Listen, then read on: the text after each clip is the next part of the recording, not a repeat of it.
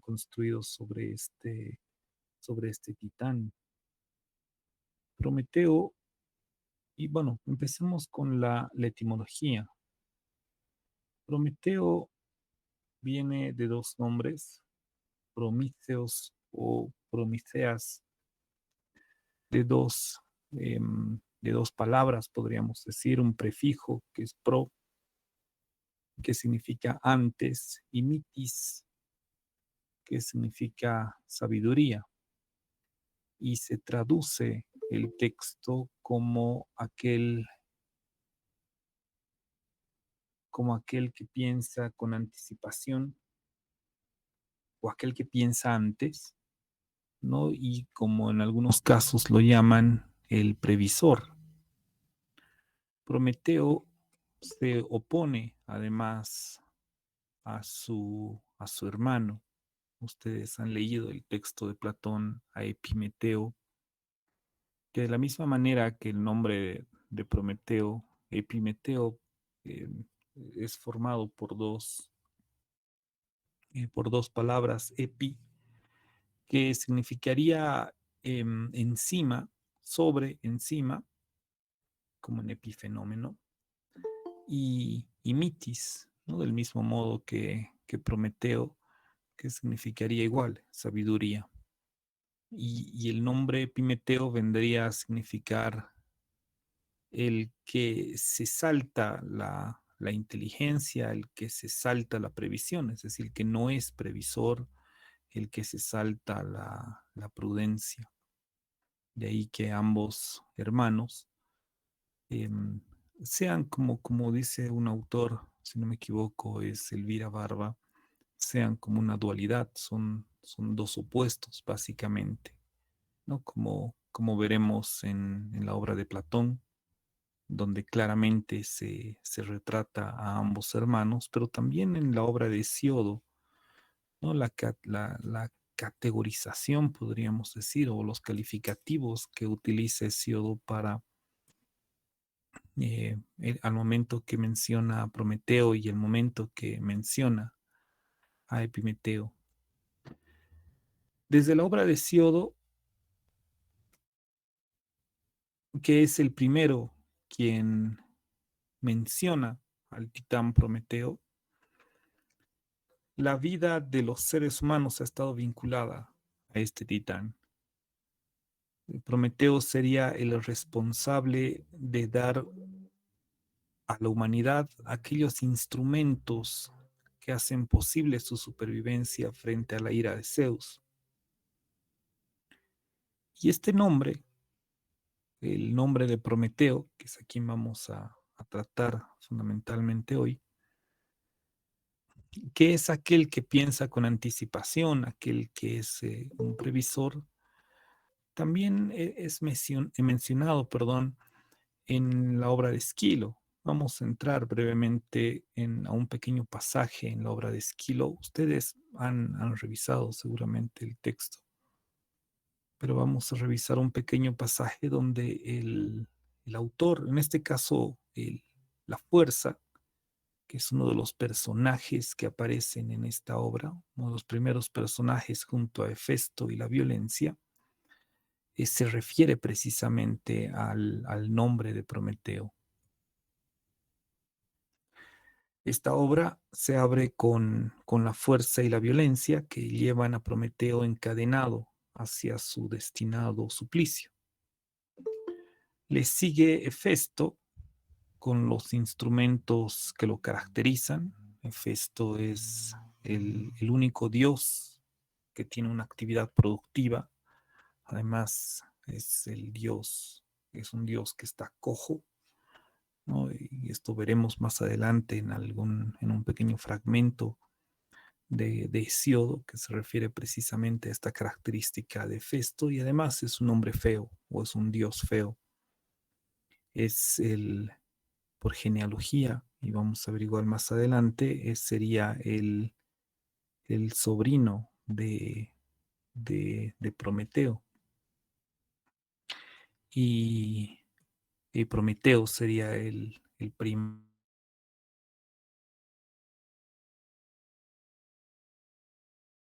Entonces, ese Festo, quien le sigue a la fuerza y a la violencia, eh, que lleva los instrumentos de forja que lo caracterizan, y además a Hefesto, a quien Prometeo le roba el fuego, es calificado como el dios del fuego. La violencia en, son hermanos, tanto la violencia como la fuerza, que en realidad son Vía y Kratos, que son los nombres griegos que le pone Hesiodo. Vía y Kratos eran hermanos, hijos del titán Palas. Palas es un titán como Prometeo, es un titán de segunda generación, no es la generación de Cronos, ¿no? Ya veremos esto más adelante cuando entremos propiamente a la, a la teogonía de Hesiodo, ¿no? Cronos es la primera generación de titanes, la segunda generación junto a Jápeto, por ejemplo. En la segunda generación están estos hermanos que son Vía y Kratos. También está Dike, que son hijos del titán Palas, que a su vez Palas, al ser un titán de segunda generación, es hijo del titán Crío, ¿no? Crío es hermano de Cronos, ambos hijos de Gea y Uranos, o de Uranos. Y bueno, estos dos personajes, estos dos hermanos, que además formaban parte del séquito de Zeus, llevan a Prometeo a la región de Sitia, en el Cáucaso, que era considerado el fin del mundo. El Cáucaso, entiendo, está en el límite entre Europa y Asia Oriental, es decir, entre el Mar Negro y el Mar Caspio. Más adelante tengo un mapa de la antigüedad. No se ve el Mar Caspio, pero sí se ve el Mar Negro, ¿no? El Cáucaso estaría al norte de Turquía, más o menos, donde ahora se encuentra tanto Chechenia, Georgia, eh, bueno, lejos de precisamente ahora la guerra en Ucrania. Bueno, vamos a ver en un mapa de la antigüedad. Y bueno, pese a que Festo, ya entrando propiamente en este pequeño diálogo que he cortado, eh, es el momento, es uno de los momentos iniciales, no es el momento inicial, pero en el que la violencia como Kratos junto a Festo llevan a, a Prometeo al Cáucaso para ser encadenado y que reciba el castigo que le da Zeus. Y es un momento en el que Festo tiene dudas sobre el castigo, no se siente cómodo, podríamos decir, con el castigo. No sé si es correcto decir se siente triste porque finalmente se ve empujado por la fuerza y por la violencia a que cumpla lo que Zeus le ha mandado.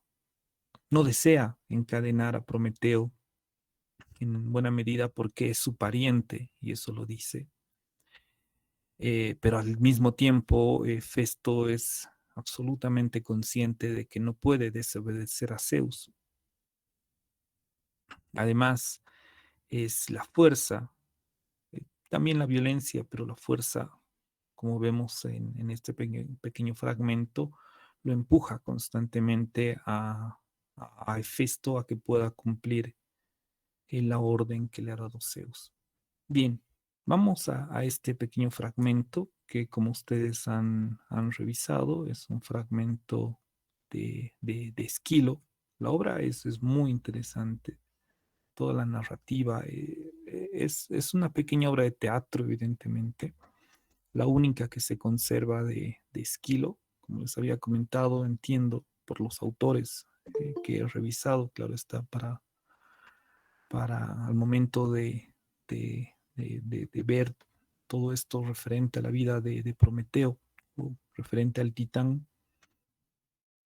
Esquilo tiene tres obras, dos perdidas, ¿no? Eran tres obras que formaban un cuerpo, ¿no? La primera era Prometeo y el fuego, no estoy muy seguro, Prometeo el dador de fuego o algo por el estilo. Luego está esta obra Prometeo encadenado y la tercera obra Prometeo liberado, ¿no? Se sabe, y por lo que ha quedado, por los documentos que tenemos hoy en día, se sabe que esta obra desde la antigüedad ha sido muy, muy famosa. Dame un minutito, Sergio, ahora te doy la palabra.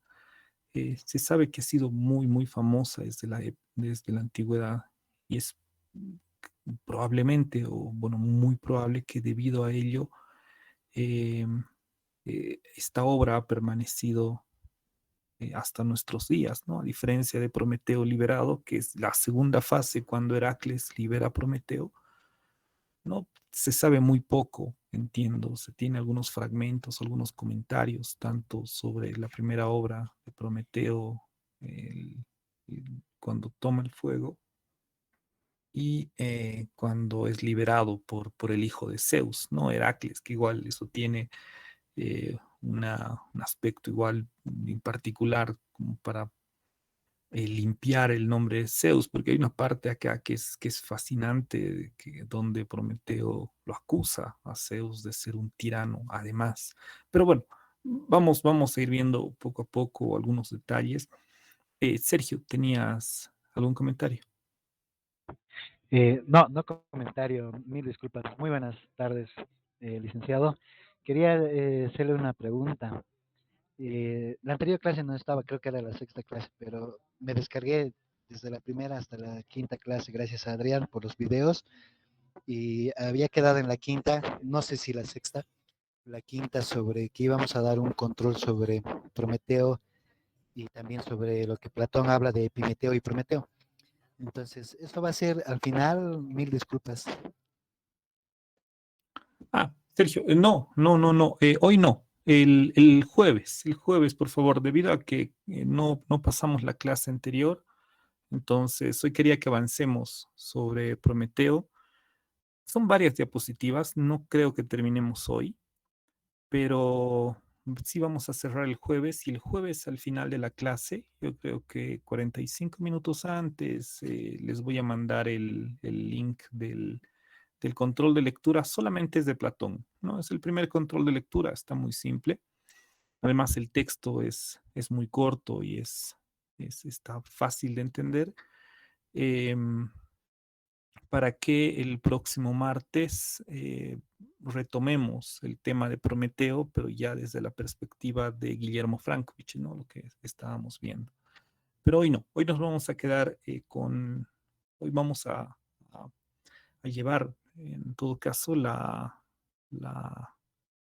todos estos aspectos de Prometeo, ¿no? Como una introducción, porque finalmente Platón toma un momento no diré en la vida de Prometeo, ¿no? Pero toma un momento entre todas estos acontecimientos que va a narrar Hesiodo, que también, obviamente, en Esquilo se va a enfocar solamente en este momento del encadenamiento, ¿no? Y todo el discurso que tiene Prometeo son como que obras em, que se van complementando, me animo a decir, ¿no? Entonces quería hacer en esta clase una breve introducción, fundamentalmente a partir de Hesiodo, ¿no? Que es el autor que introduce a Prometeo por primera vez y es el que de alguna forma va a marcar la línea por donde va Prometeo, ¿no? Pero bueno, respondiendo nuevamente a tu pregunta, el jueves.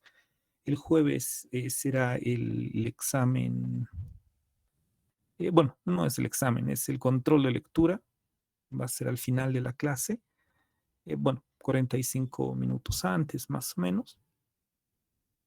Y el jueves también voy a habilitar el foro. Todavía no he visto bien cómo habilitarlo en el Classroom, pero creo que no es muy, muy difícil. Lo voy a habilitar para que tengamos una semana para participar en torno a el texto Prometeo encadenado de Esquilo.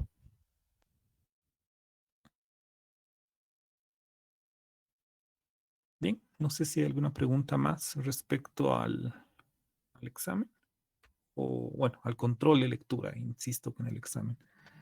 Al control de lectura o algún aspecto que estamos viendo. Ok, entonces, continuamos con, con la exposición. Entonces, tenemos un pequeño fragmento donde antes de que se marchen la fuerza y la violencia, es decir, Kratos y Pía, ¿no? Hay un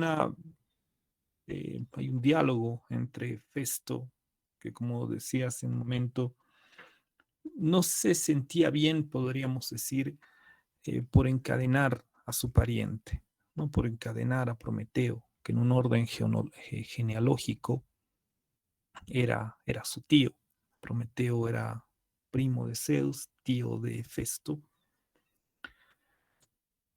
y en todo esta primera parte, la fuerza y la violencia, Kratos y Bía, ambos hermanos, hijos de Palas, del titán Palas, ¿no? No, nada que ver con Palas Atenea, que además entre los hermanos, entre los hijos de Palas estaban Liqué, ¿no? Y todos ellos formaban el séquito, como dice algún autor, el séquito de Zeus. Se produce este pequeño diálogo. Le pediría a alguien, por favor, que me ayude en la lectura de este texto. ¿A quién? A ver. Adrián.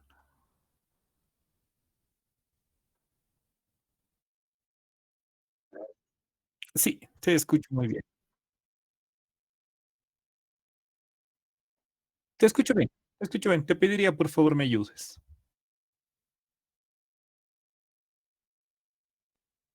Yo puedo hacer la fuerza. Así lo hacemos compartido.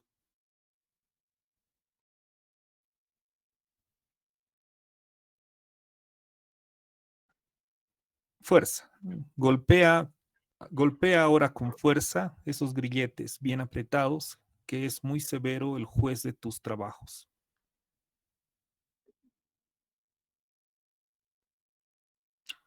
Tú ablándate, pero no me reproches ni la firmeza ni lo áspero de mi carácter.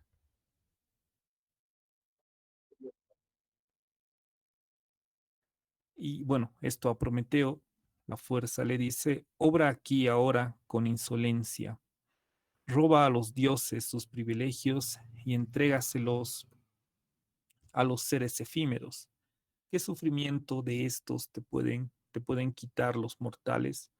Prometeo te llaman los dioses, pero usan un nombre que no te cuadra, ya que careces de previsión para ver de qué modo te libras tú solo de este artificio. Lo que estamos viendo en este primer punto, y aprovechando algo que también mencionaba Sergio, nuevamente te agradezco mucho, Adrián, por el esfuerzo de poder grabar las clases y además, o sea, no solo grabarlas, ¿no? Además subirlas a YouTube, que entiendo tarda porque hay todo un proceso de transformación del video.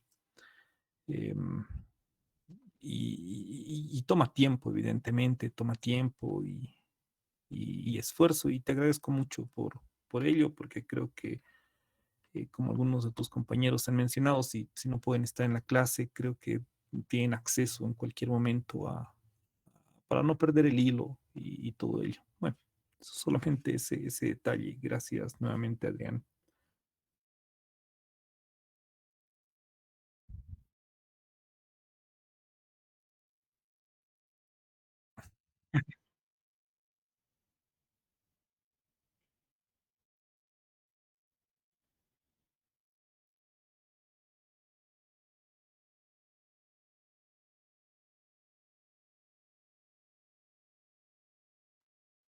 Vale, gracias, Dorian. Gracias, gracias, gracias por las palabras y, bueno, por el esfuerzo, como decía antes. Pero bueno, continuemos, por favor, con esto. ¿Qué, qué pasa con la fuerza y Hefesto? Se ve claramente que la fuerza lo empuja, si vale el término, constantemente a que Hefesto haga el trabajo, ¿no? Ante el carácter en la primera parte, cuando le dice, golpea ahora con fuerza esos grilletes bien apretados, que es muy severo el juez de tus trabajos, ¿no? Refiriéndose a Zeus. Y luego, cuando ya se refiere a Prometeo, está hablando precisamente, ¿no?, de ese momento en el que Prometeo roba el fuego de los dioses, ¿no? Le dice, obra aquí con insolencia, roba a los dioses sus privilegios y entrégaselos a los seres efímeros, evidentemente los seres humanos. ¿Qué sufrimiento de estos te pueden quitar los mortales? Prometeo te llaman los dioses, pero usan un nombre que no te cuadra, ¿no? En referencia clarísima al significado, si vale el término, que no es en esencia el significado, pero bueno, la etimología del, del nombre, ya que careces de previsión, ya que Prometeo, como veíamos en la etimología, es aquel que piensa con anticipación, ¿no? Aquel que piensa antes, podríamos decir, aquel que es previsor. Le dice, ya que careces de previsión, para ver de qué modo te librarás tú solo de este artificio, ¿no? En referencia al encadenamiento. Entonces, lo acusa la fuerza, Kratos, que es otro titán, ¿no? Lo acusa de ser además un insolente, ¿no? Por haber ofendido a los dioses. Y eso es lo interesante, porque este es el texto de Esquilo, ¿no? Más adelante vamos a ver el texto de Siodo. Y finalmente, ¿desde qué lado está mirando Hesiodo esta situación en la que Prometeo engaña a Zeus primero y luego roba el fuego de los dioses? Y aquí me gustaría hacer un pequeño, eh, además de tocar el texto de Esquilo, una obra que me parece muy, muy interesante sobre el tema. Es una obra de 1623 de Dirk van Baburen, entiendo que es alemán, en todo caso germano, Prometeo, cuya obra titula Prometeo siendo encadenado por Vulcano, ¿no? Y es interesante, primero, en primer lugar, porque titula este nombre eh, eh, con el denominativo latino de Festo, ¿no? Siendo que esta obra está ciertamente inspirada en la obra, en el texto de Esquilo. No, Vulcano, es como muchos sabrán, es Hefesto en la cultura romana. Festo pertenecería al nombre griego. Pero entrando un poco en un pequeño análisis de esta obra, lo primero que podríamos decir de esta obra que estamos viendo es que es una instantánea, ¿no? Es como una fotografía de una escena dramática donde Hefesto, en el momento en el que Hefesto encadena a Prometeo. Y son interesantes las tres expresiones del cuadro, ¿no? Son tres rostros que vemos ahí, de Hefesto, de Prometeo y de Hermes. Prometeo aparece asustado, no sé si aterrorizado, como leí en alguna crítica sobre esta obra, pero evidentemente está asustado porque él sabe, como se verá en la obra de Esquilo, él sabe que le espera un largo camino, ¿no? O mejor dicho, un largo castigo.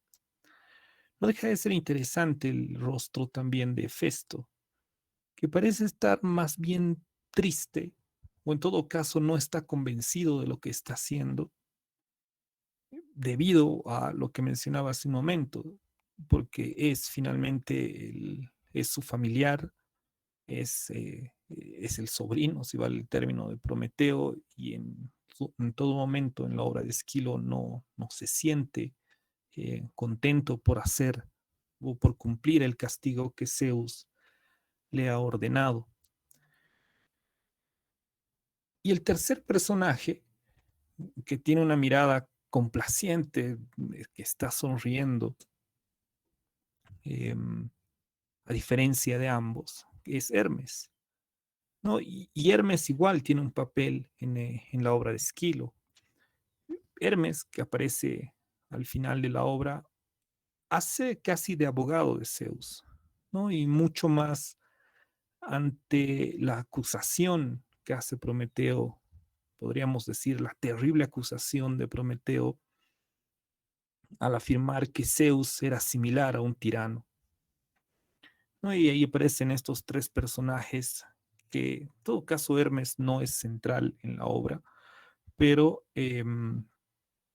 son tres personajes que van a formar esta obra de Baburen, que además es interesante el contraste que hacen los cuerpos que son pálidos, ¿no? La piel de los tres es bastante pálida frente en contraste al fondo, que se asemeja además a una fragua, si se dan cuenta, el fondo rojo, ¿no? Que es precisamente, y entiendo en ese sentido, la fragua de Festo, ¿no? De donde Prometeo habría robado el fuego. Y por lo mismo, Hefesto habría sido enviado, ¿no? Ordenado a encadenar a Prometeo, ya que de su fragua habría salido el fuego robado y de su fragua también debían salir las cadenas para el castigo, ¿no? Y como decía hace un momento, Hefesto no deja de ser además un dios particular.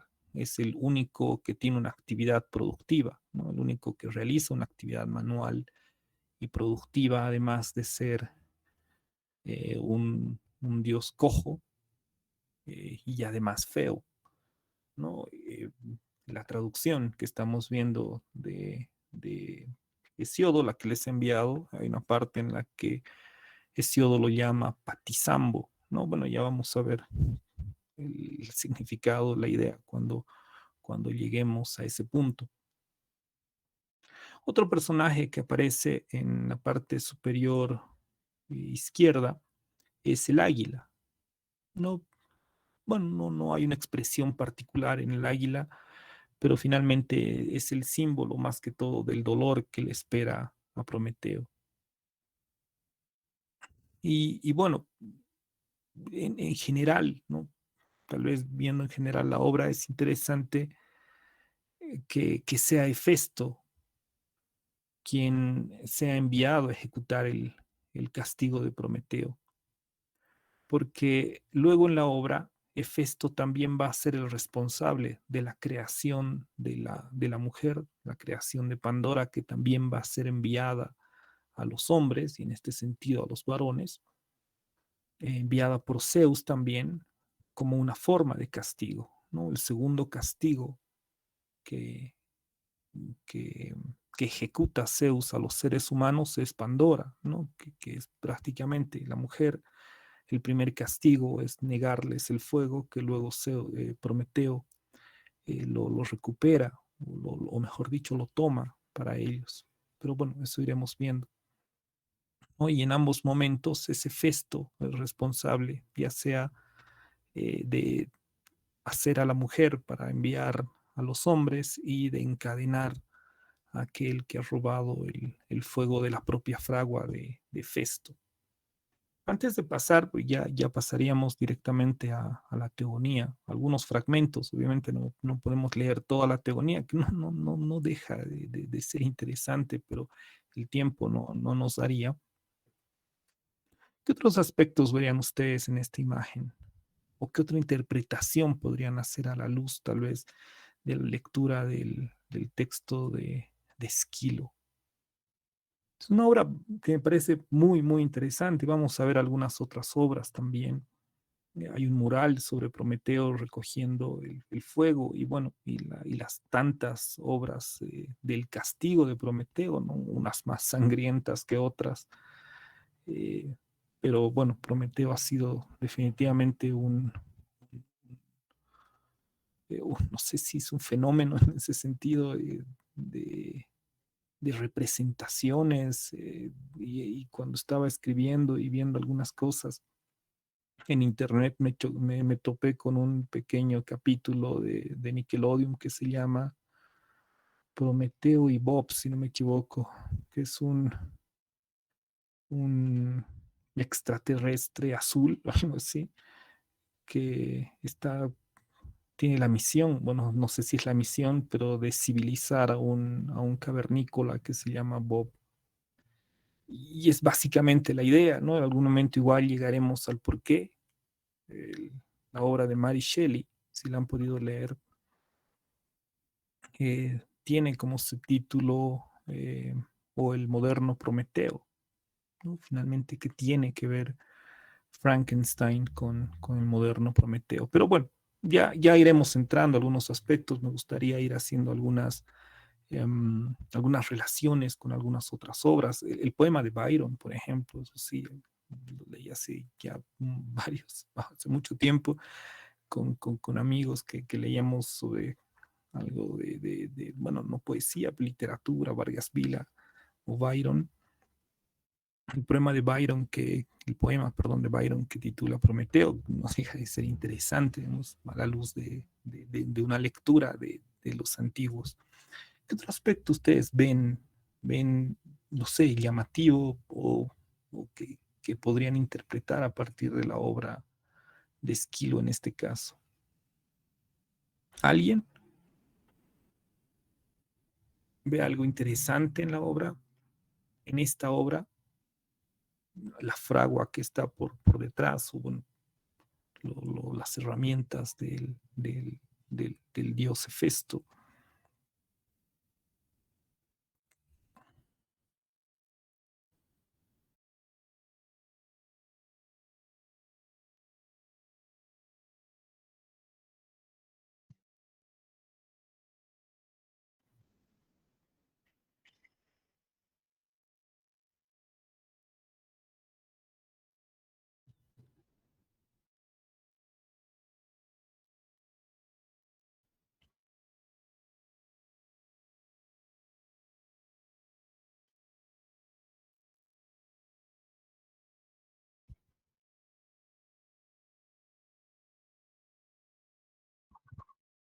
Ujú.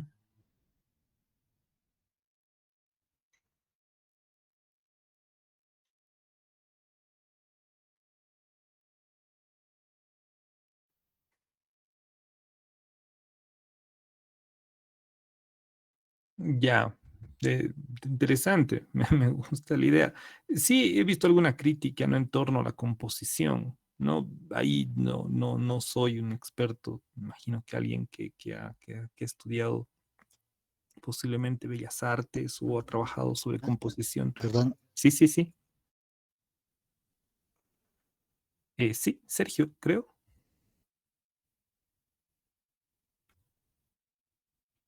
Aló, Sergio, estás con el micrófono abierto, pero no te puedo escuchar. No, licenciado, está bien. No, está apagado. No, Sergio Villavicencio. No, Sergio Aguilar, no te preocupes. Sergio Villavicencio, ¿estás con el micrófono encendido? sí le dicen, ¿me Ahora escucha? sí, ahora sí. Ah, No, ahora se apagó el micrófono. Ahora sí, hola, ahora ¿me escucha? te escucho muy bien. Bueno, eh, no corresponde mucho a la obra en sí, ¿no? A la obra trágica que Esquilo desarrolla, porque la imagen da muchos otros elementos y muy mezclados, ¿no? Porque haciendo una lectura cronológica de la obra, el águila es lo último que viene, ¿no? Hefesto viene, lo clava, Hermes después viene también al final, todo, ¿no? Y aquí son bloques de cemento, ¿no? No es la roca en sí a la que va a ser enclavado, con la que se va a fundir Prometeo, ¿no? Entonces, la imagen más parece ser una adaptación a, a ese tiempo, ¿no? Tal vez al humanismo, tal vez al cristianismo. Súper, te agradezco mucho el comentario. Y sí, es que es como que todo estuviera compuesto, ¿no? Porque finalmente el águila evidentemente no aparece. em, y Hermes es uno de los últimos personajes, ¿no? Él nunca ve cuando Hefesto lo encadena, ¿no? Porque en ese momento están solamente la fuerza y la violencia. No, pero es como una composición, ¿no? Que trata de unir todos estos elementos. Ahora bien, y tienes mucha razón, mira, creo que concentrándome un poco en la fragua, en lo que está detrás, ¿no? Em, es evidente, ¿no? No son rocas, ¿no? Es más bien un espacio como de cemento. Y es lo que mencionaba Adrián, ¿no? El libro que está ahí por debajo no sabría cómo interpretarlo, aunque la idea que mencionaba Adrián, igual, ¿no? Que el personaje Prometeo está torcido. Es una cuestión de composición, entiendo, ¿no? Que genera movimiento. Bueno, ahí no podría entrar en el análisis, pero sí, como que Prometeo está, claro, del otro lado, está volcado, no sé si es el término correcto. No, además el libro que no sabría cómo interpretar. Pero bueno, sí, te agradezco el comentario, Sergio. Licenciado, buenas tardes. Quisiera tal vez Claro, acotar algo. claro que sí, Flores, dime. Sí, Ivette, mi nombre, Ivette, perdón. sí, soy Beth. Bueno, primeramente resalto, ¿no? Que esta obra es tan magnífica, porque desde los 1600 perteneciente a la época barroca, ¿verdad? Podemos ver ahí Sí, tantos detalles. exactamente. Sí, en ese tiempo, lo poquito que sé que en ese tiempo, ¿no? La composición de ese tipo de óleos era asemejarse a lo que uno estaba viviendo, como alguien dijo el humanismo. Yo, lo poco que también he leído, creo que el águila sí está presente ahí porque es el quien comía partes del hígado de Prometeo. ¿Estoy en lo correcto? Eso es lo que, según sé, Sí, este autor también, ¿no? Menciona. Y no sé si sería entonces un águila, ¿no? Yo me cuestionaba si tal vez fuera ah, un animal. Estos los carroñeros, ¿no? un buitre. Entonces, sí, exacto, un buitre, ¿no?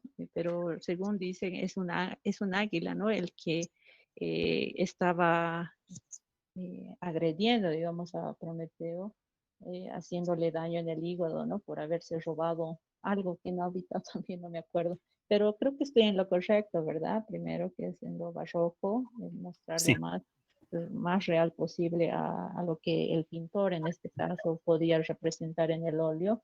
Y con respecto al águila, es que sí está, y si se ve en la imagen, sí está al acecho de Prometeo, ¿no? Y quiere hacerle daño en el hígado. Eso es lo que yo me acuerdo. Sí, licenciado. ahora sí, perdón. Sí, Ivette, definitivamente. Es una pintura barroca, de eso estoy seguro, ¿no? Por la crítica, alguna crítica que he podido leer precisamente de esta obra. No me animo a entrar al por qué es barroco, ¿no? Ahí yo no soy un experto. Todavía cuando hay pinturas manieristas tengo una idea de a qué se refiere el manierismo. Pero el caso del barroco sí, no me siento capacitado a dar una opinión muy clara, pero sí es una pintura barroca, como bien dices, tiene influencia del humanismo. Y claro, el águila, a lo que se refería Sergio, es que, claro, no está presente en el momento que es encadenado, no llega después, ¿no? Lo mismo que Hermes, ¿no? Hermes que está ahí sonriendo es un personaje que en la obra de Esquilo entra al final, ¿no? Cuando ya Hefesto se ha ido y donde pasa una serie de cosas en, bueno, diálogos, ¿no? Porque es una tragedia que no tiene movimiento, si vale el término, ¿no? Prometeo está ahí en todo momento y van apareciendo distintos personajes, aparecen las oceánides, etcétera. Pero claro, lo que decía Sergio es que, bueno, todos estos personajes no aparecen en este momento, ¿no? Es en el momento en que está siendo encadenado. Claro, sí aparecen después, Hermes también, pero bueno, claro, lo que ha tratado de hacer el pintor, imagino, ¿no? Es tratar de mostrar todo el mundo de Prometeo y obviamente, como creo que bien dice Sergio, ha hecho una adaptación, como cuando hablamos de una película, la película de un libro. ¿No? Hay una cosa muy interesante, no tiene mucho que ver con lo que decía o que escribía Borges sobre las traducciones, ¿no? Cuando uno lee una traducción, no está leyendo precisamente el autor, es prácticamente una adaptación del texto original. Es algo muy similar a lo que siento que pasa en las películas, ¿no? Ninguna película se puede asemejar a un libro, es una adaptación por más que quiera asemejarse. Y siento que lo mismo evidentemente pasa en las pinturas, ¿no? No habría posibilidad de mostrar lo que dice Esquilo en una obra, simplemente, pero bueno, en todo caso es un ejemplo que no deja de ser interesante, es una obra, sí, es una obra que es magnífica y bueno, vamos a ver igual más adelante algunas otras sobre un Prometeo que ya está siendo castigado, ¿no? Cuando el águila le come el hígado prácticamente. Pero bueno, pasemos a la teogonía, ¿no? Y vamos avanzando eh, desde cómo va a construir Hesíodo toda esta narrativa del mito de Prometeo, ¿no? Para empezar, Prometeo es hijo de Jápeto y Climene, y aquí habla precisamente la, sobre la familia, si vale el término, de Prometeo.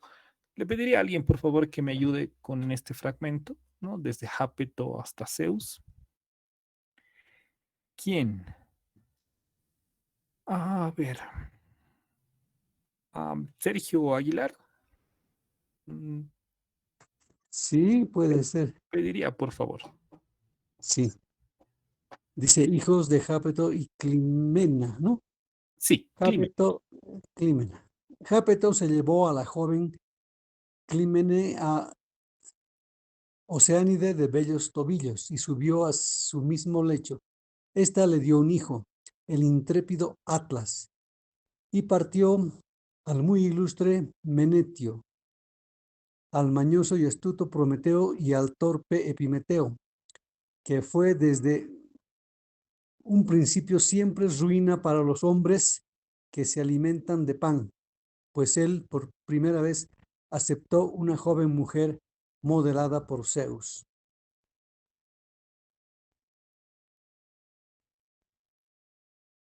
Ahora sí, perdón, estaba con el micrófono apagado. Te agradezco mucho, Sergio. A ver, Bueno, en primer lugar, Jápeto em, es un titán, ¿no? Y Prometeo, que es la segunda generación de los titanes, es hijo de este titán, ¿no? Se casa con la joven Clímene. Clímene es hija de Océano y Tetis. Bueno, eso vamos a ver más arriba, o más abajo en todo caso, bueno, más adelante. Y ambos dan origen a personajes conocidos, podríamos decir. Primero, como dice Hesíodo, al intrépido Atlas, al muy ilustre Menencio, bueno, Atlas, quien soporta en realidad, Atlas lo castigan soportando la bóveda del cielo, ¿no? Aunque se lo ha representado levantando el mundo como tal, o soportando el mundo como tal. Pero aquí, entre todos estos, nos importa fundamentalmente dos personajes: el mañoso y astuto Prometeo, ¿no? Y el calificativo que tendrá Hesíodo respecto a Prometeo va a ser muy similar a lo largo de toda la obra, ¿no? Que es un engañador, que es que tiene un pensamiento falaz o en todo caso astuto y mañoso, y el torpe Epimeteo, ¿no? Así como sus nombres ya eh, se oponen, o uno previsor y el otro imprudente, ¿no? Entonces, son dos personajes que van a ser tomados por Guillermo Frankovich para establecer estas dos líneas de mitos que van a marcar una concepción de la historia, ¿no? Pero bueno, por ahora sigamos a,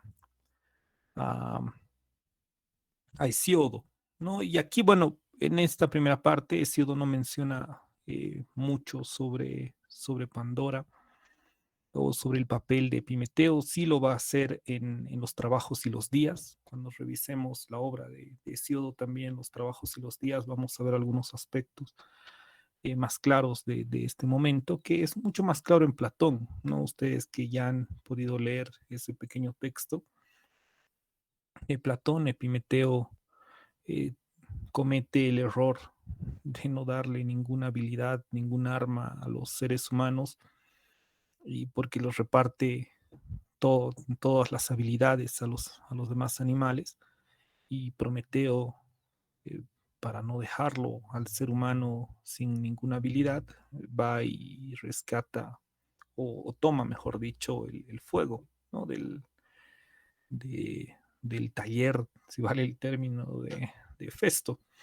Entonces, Epimeteo, que además ha sido desde el principio, como dice Hesíodo, la ruina para los seres humanos, ¿no? Para los hombres que se alimentan de pan, pues él por primera vez acepta una joven mujer modelada por Zeus, ¿no? Y ya en referencia a Pandora, que más adelante va a aparecer, no ahonda mucho en esa situación, que sí lo hará en los trabajos y los días, pero bueno, aquí ya va apareciendo otro personaje relacionado obviamente a toda esta fase de la creación de los seres humanos, de la creación de la civilización, podríamos decir en algún sentido, que está relacionada directamente con Prometeo.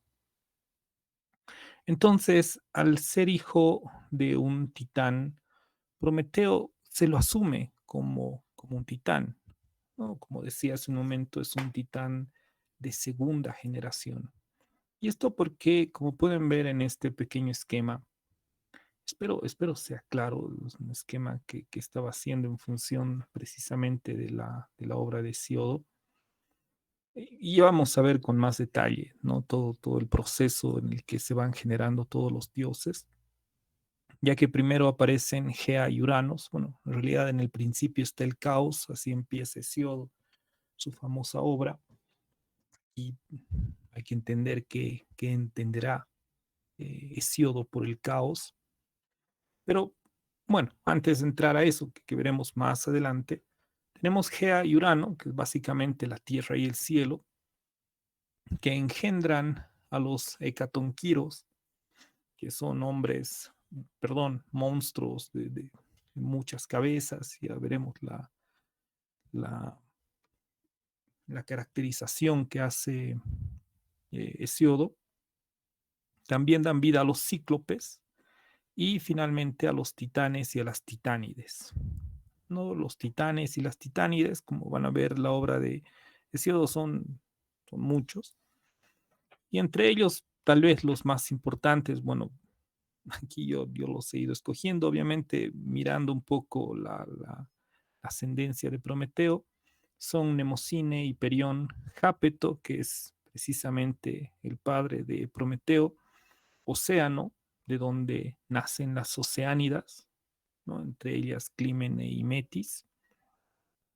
Clímene, que sería la madre de Prometeo junto a Jápeto, pero también entre las titánides están Tetis, el titán Cronos, que será el más importante al momento de la creación o la conformación del orden de los dioses, la conformación del cosmos, es decir, del orden, y Rea, ¿no? Rea, que será la esposa de Cronos, y de Cronos eh, saldrán los olímpicos, ¿no? De ahí que a lo largo del texto también veremos que a Zeus lo llama el Crónida por su padre, por Cronos, y Ya Prometeo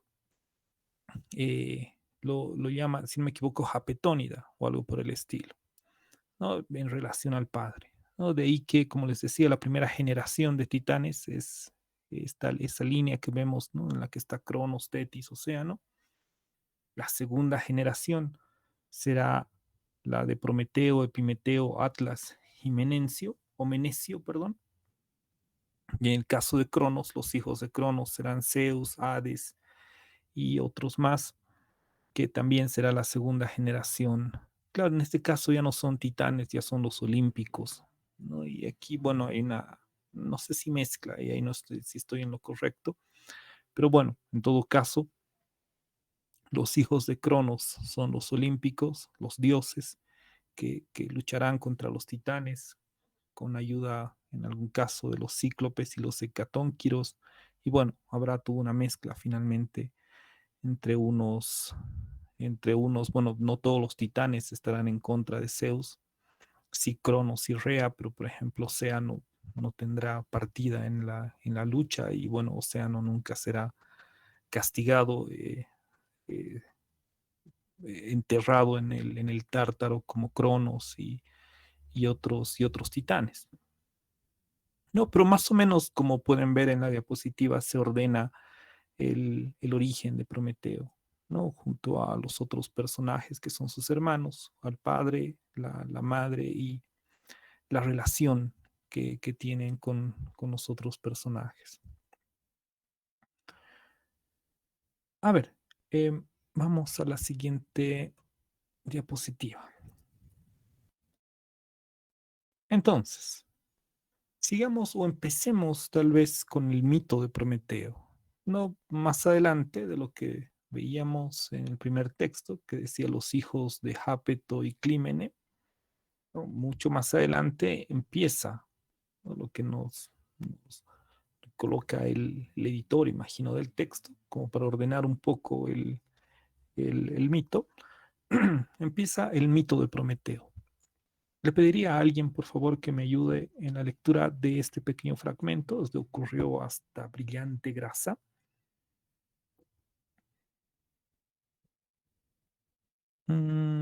Erika Solís. Yo puedo leerlo, licenciado. Claro que sí. Te agradezco mucho, Oscar. Bueno, dice mito de Prometeo.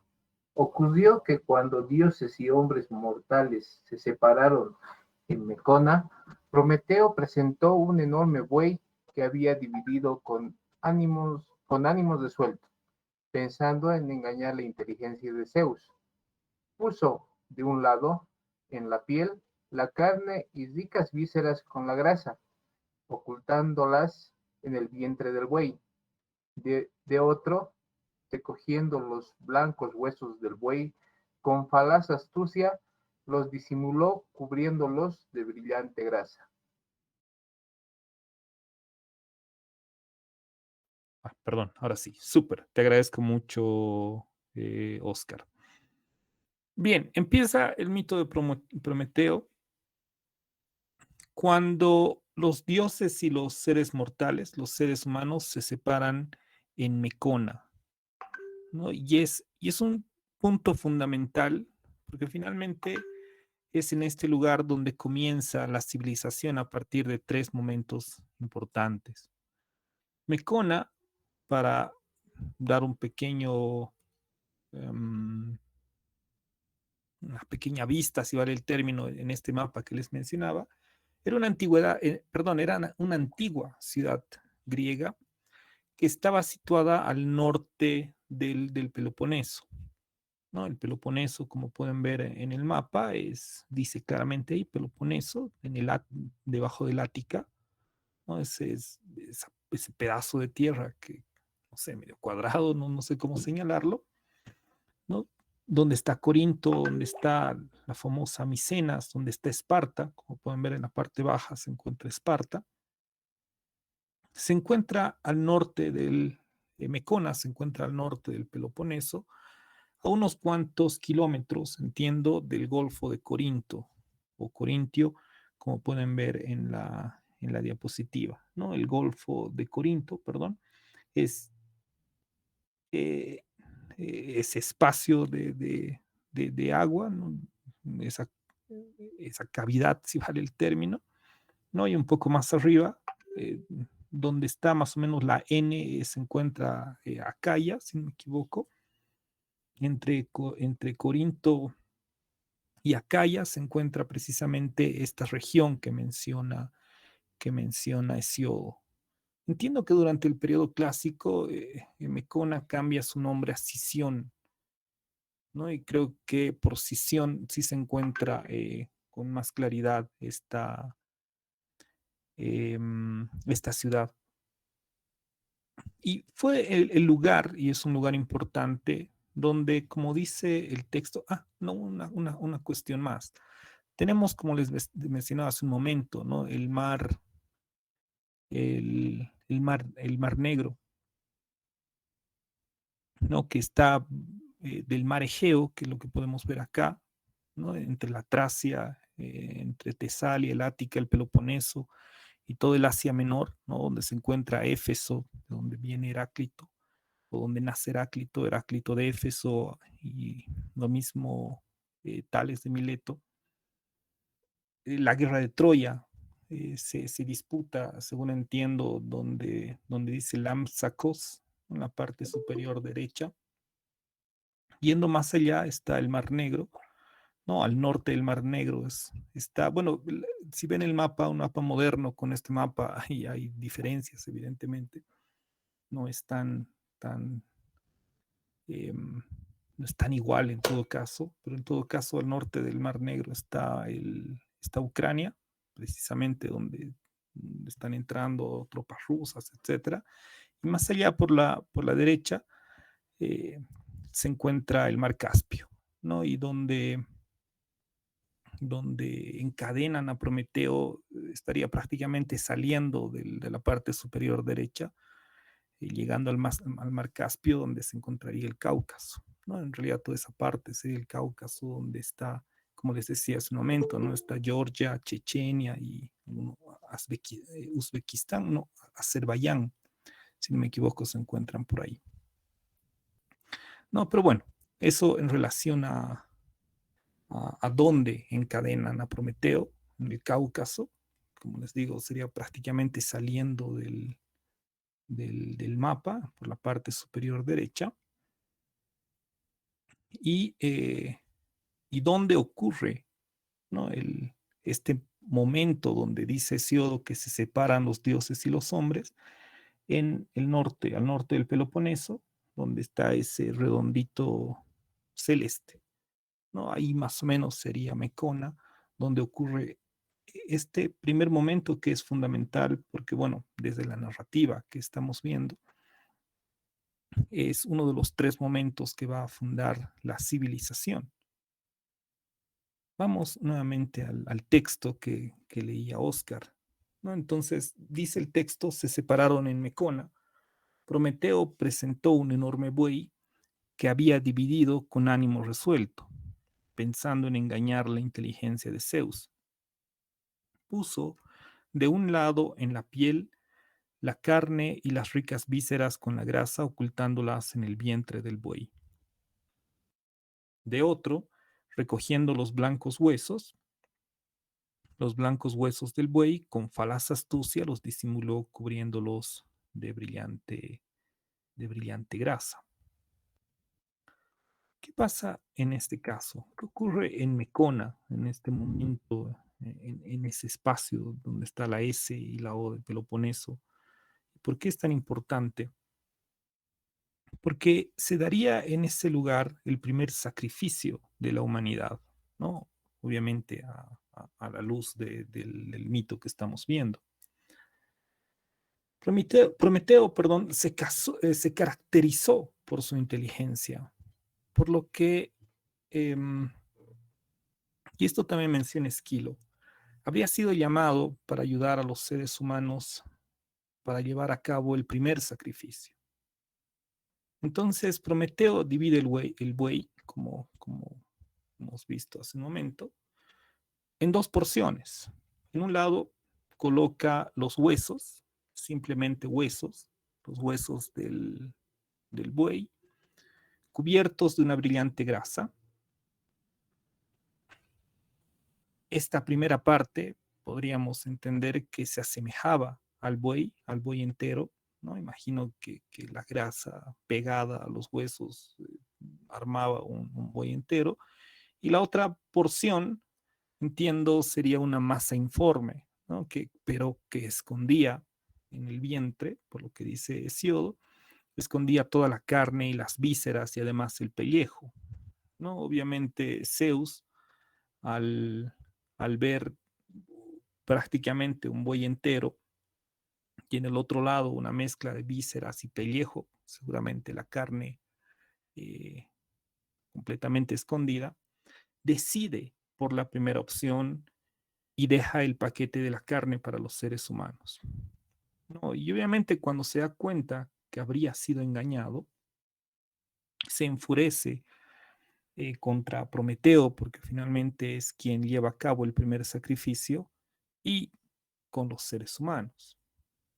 Pero ya que Zeus habría sido quien elige una de las dos porciones, en este caso elige los huesos cubiertos de grasa, no podía desdecirse, ¿no? de lo que había elegido y por lo tanto se queda con el sacrificio, ¿no? Pese a que los castiga, pese a que se enfurece y les quita el fuego, Zeus deja que el sacrificio se mantenga de esa manera, los huesos para los dioses y la carne para los seres humanos.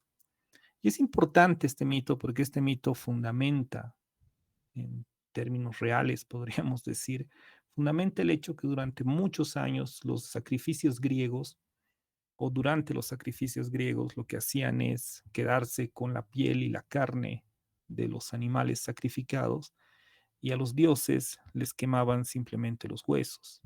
Y esto además lo dice Hesiodo, ¿no? En la línea 555, un poco más abajo, en este caso, como hice el corte solamente en lo que dice Hesiodo, no aparecen los numeritos de, las, de las líneas como en los otros textos.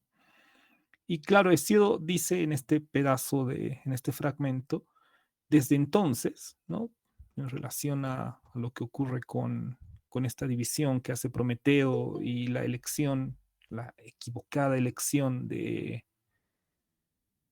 la equivocada elección de Zeus. Dice Hesiodo, desde entonces, sobre la tierra las tribus de hombres queman para los inmortales los blancos huesos cuando se hacen sacrificios en los altares, ¿no? Con este mito, evidentemente, Zeus está justificando un hecho que ocurría en la antigua Grecia, ¿no? Quedarse con la carne y la piel y dar a los dioses los huesos, hacer una quema de los huesos.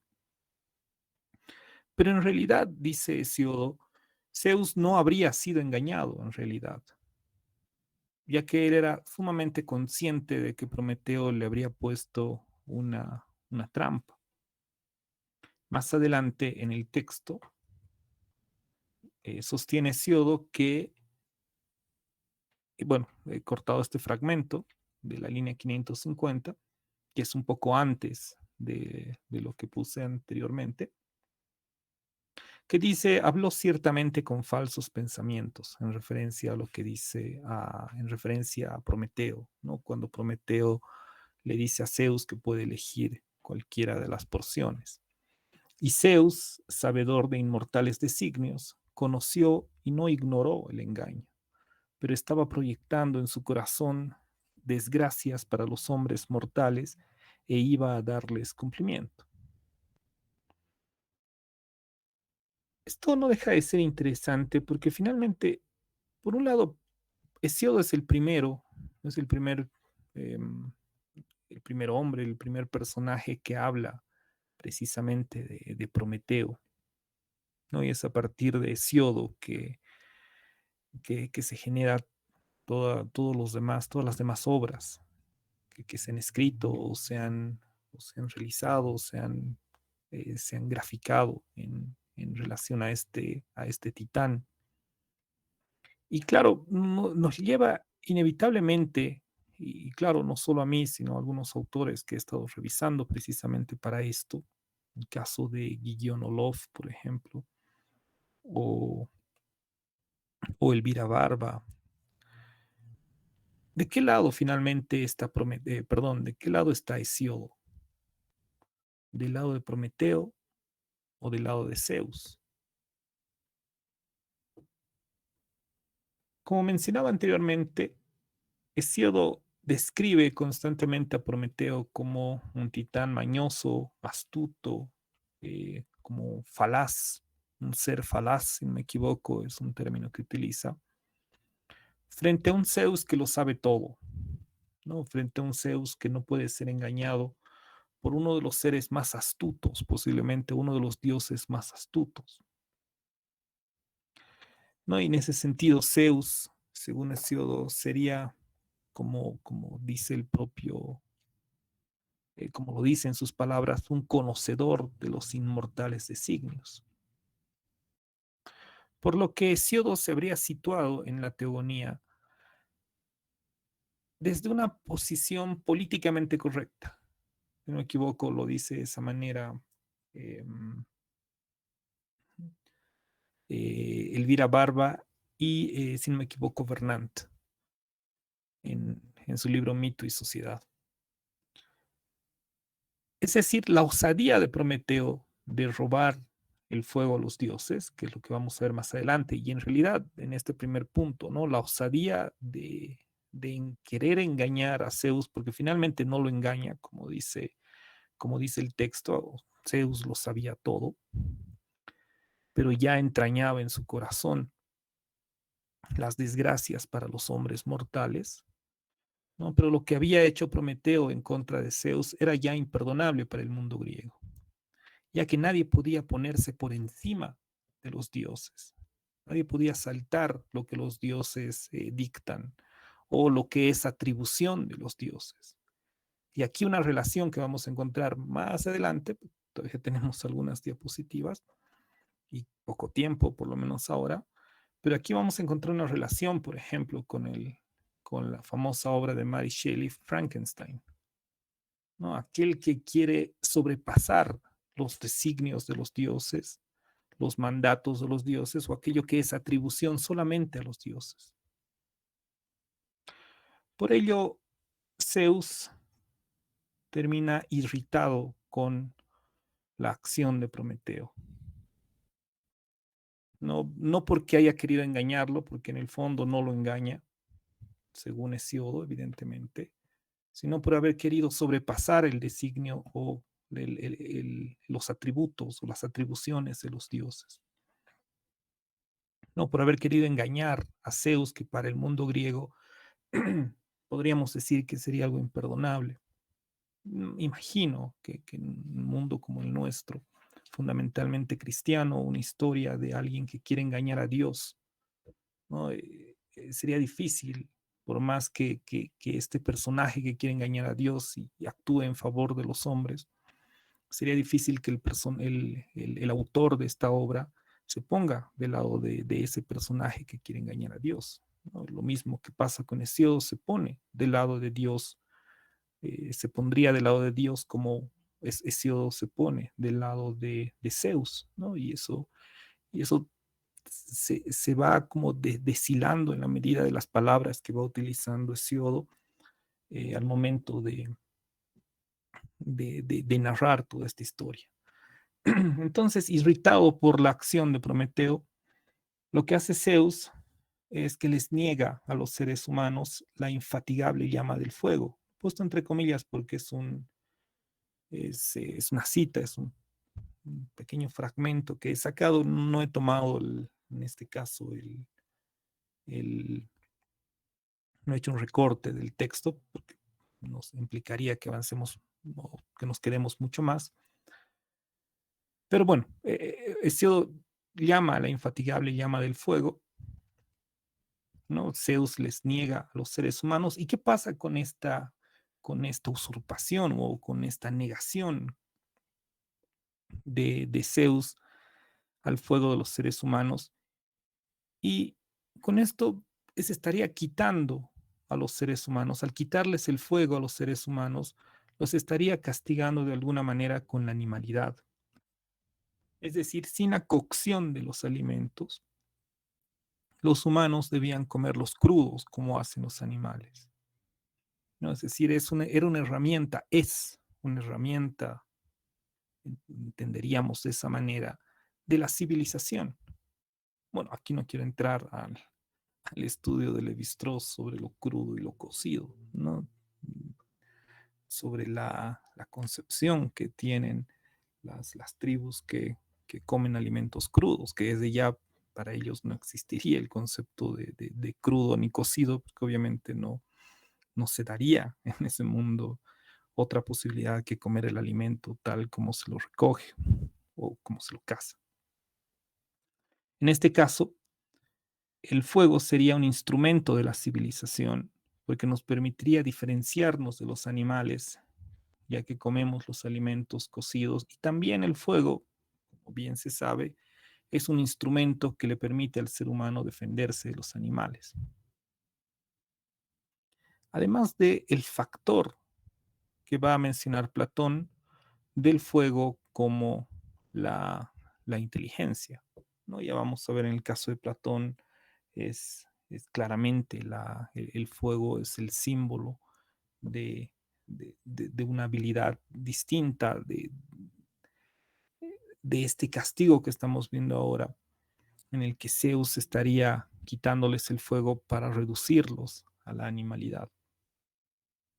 Pero Prometeo esconde el infatigable fuego, que es así como lo dice, ¿no? Por un lado llama, dice o escribe Hesiodo la infatigable llama de fuego, y luego dice el infatigable fuego, en una caña hueca que luego les devuelve a los seres humanos, ¿no? Prometeo tomó el fuego de la fragua de Festo, desafiando nuevamente al poderoso Zeus, ¿no? Al dios de los dioses, y como algunos autores lo han mencionado.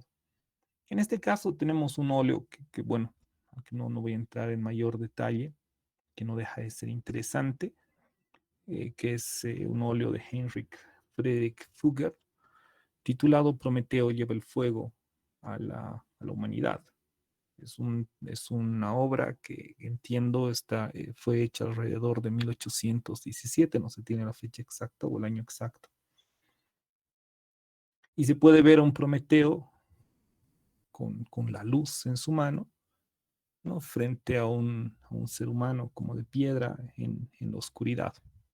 ¿No? Que la interpretación, siento, en este caso estaría más en relación a lo que piensa Platón del fuego que lo que estaría viendo Hesiodo. Ahora podríamos ver algunas interpretaciones igual con Hesiodo, ¿no? Cómo ustedes perciben bajo su lectura esta idea del fuego, ¿no? Porque va a cobrar muchos significados, o va a ser un símbolo dependiendo del autor, de ciertas situaciones. Sin embargo, me gusta bastante este mural que estaba revisando de Rufino Tamayo, que es de 1957. Es un mural que está en Puerto Rico. De hecho, en la Universidad de Puerto Rico, ¿no? En San Luis, no, San Juan de Puerto Rico, que es uno de los murales, bueno, según lo que dicen algunos autores, ¿no? Uno de los mejores murales de este artista que es mexicano. Y en esta obra se observa a un Prometeo entregando el fuego a los hombres, ¿no? Es una obra particularmente interesante, me gusta mucho la composición, ¿no? Cómo el fuego va cayendo como en ondas, ¿no? Es un Prometeo que les está entregando el fuego a los dioses. Siento que esta es más la representación que estaría en Hesiodo que la representación que hace Fugger, ¿no? Que creo que es más una representación platónica. Por lo menos yo siento, en todo caso, podríamos ver algunas interpretaciones, ¿no? Que obviamente los autores, así como el caso de Baburen, que toma el texto de Esquilo aunque como bien dice Sergio, es una adaptación del texto de Esquilo, pero en todo caso toma el texto de Esquilo para mostrar la imagen de Prometeo. Creo que la mayoría de los autores, tal vez inconscientemente, tal vez como el caso de Baburen, que toma básicamente Esquilo, han interpretado o han adaptado ciertas obras de Prometeo desde diferentes perspectivas. Creo que el fuego que les da Prometeo a los seres humanos no es en todos los casos representado de la misma manera, o por lo menos creo que no se debería entender de la misma manera, ya que en algunos casos como este mural de 1957 del siglo pasado, de Rufino Tamayo, siento que es mucho más cercano a la idea de Hesiodo. Creo que es la idea que Hesiodo pensaba de un grupo de personas en la oscuridad a quienes les está dando el fuego, frente a esta imagen de Fugger en el que más parece que el fuego les está dando de alguna forma, evidentemente no vida porque ya están vivos, pero les está dando vida, les está dando una nueva esencia. No sé si estoy en lo correcto. Bien, les pido nos quedemos aquí porque no me quiero quedar en la mitad de lo que viene después, ¿no? Porque ya entraríamos luego de la usurpación del fuego a un fragmento que es mucho más grande, que está en relación a la creación de Pandora, y obviamente entraremos luego al castigo de Prometeo. Y bueno, ya estamos a pocos minutos de terminar la clase. No sé si alguien tiene algún comentario, alguna pregunta. Obviamente todavía nos falta ver más de Prometeo o de esto, del texto de Hesiodo. Vamos a mezclar con algunos otros textos y bien vamos a ver también algunas representaciones que se han hecho a lo largo de la historia. No todas, hay muchas representaciones, tanto en la música como en el cine, como en cortometrajes, como pinturas, que es lo más factible ver en este caso, más que un corto, por ejemplo. Eh, pero bueno, o poemas, como el poema de Lord Byron, por ejemplo. No entiendo, hay un poema de, uy, no me acuerdo el apellido, pero bueno, no sé si alguien tiene algún comentario o alguna pregunta hasta acá. Bien, entonces nos quedamos. Le hice, Sergio, dime. perdón, mil disculpas. No te preocupes. Eh, eh, dos consultas. Una, eh, no sé si la intención de usted era con las imágenes crearnos el imaginario de la obra. Esa es una consulta. Y la segunda consulta es, ¿cuán cierto es que ellos hubieran podido leer la obra tal cual para luego hacer estas representaciones en pintura o en óleos y mostrarlas, ¿no? No me refiero tanto a las épocas de 1957 de la que Tamayo nos está mostrando, o como la de Rubens, o como de los otros autores que nos han mostrado, tanto del barroco, tanto como de la época moderna o de la ilustración y otras. Si no me refiero a cuánto les han impactado a ellos o qué estilo de arte tenían para que ellos representen de esta manera estos cuadros. Esa era mi segunda consulta. Con mi comentario, creo que la que nos ha enviado, el PDF que nos ha enviado de Carl Keren, algo así creo que se llama, uno que tiene como unos 190 hojas. Ella explica muy bien las adaptaciones, ella explica muy bien las diferencias que se han hecho acerca de la teogonía de Hesiodo, que lo hace ver como a favor, mostrando a un Prometeo como ladrón, como robando, hurtando, y la de Esquilo, que hace ver a Zeus como injusto, como tirano, y hace la contraposición de eso.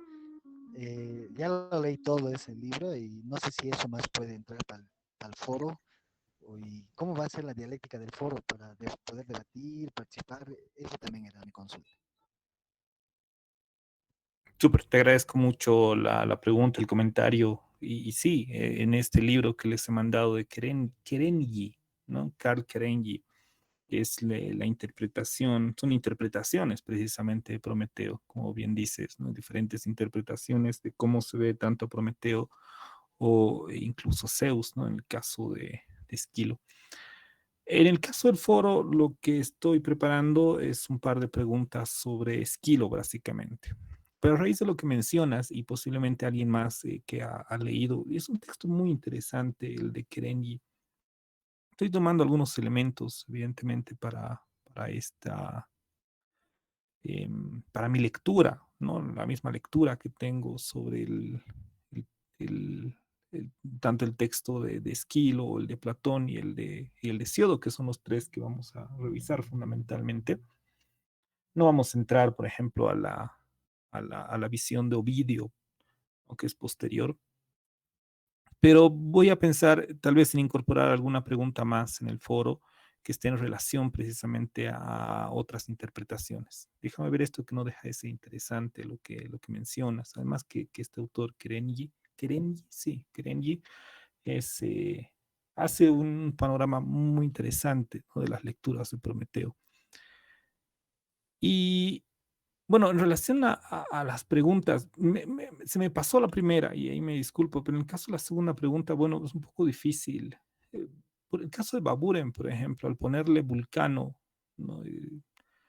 Prometeo siendo encadenado por Vulcano, obviamente ahí hay una lectura muy probablemente desde el latín, ¿no? Desde una traducción que se ha hecho de Prometeo desde el latín.